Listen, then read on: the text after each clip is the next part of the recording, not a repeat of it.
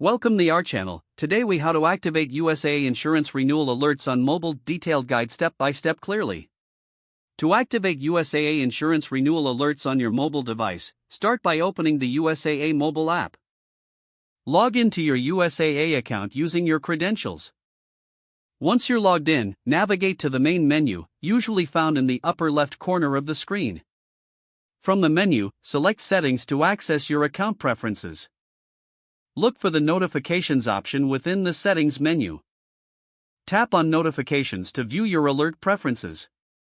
Find the section labeled Policy Renewal Alerts. Select Policy Renewal Alerts to enable this feature. You will see an option to turn on alerts for different types of insurance policies. Choose the policies you want to receive renewal alerts for. Be sure to enable alerts for each selected policy by toggling the switch to the on position. Next, check your notification preferences, which might include options like push notifications or email alerts. Adjust these settings according to your preference. Once you've made your selections, look for a Save button to confirm your choices. Tap Save to ensure your alert settings are updated.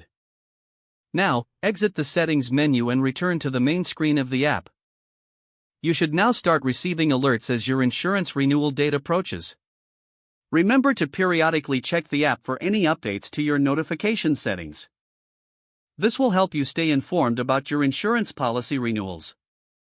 If the page does not load, refresh the browser or try again in a private or incognito window.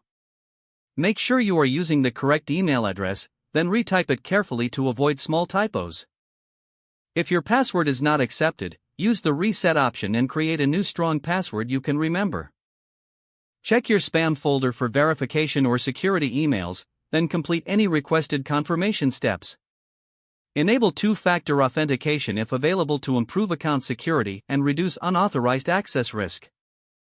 After signing in, review your profile details so your contact information and settings are accurate and current.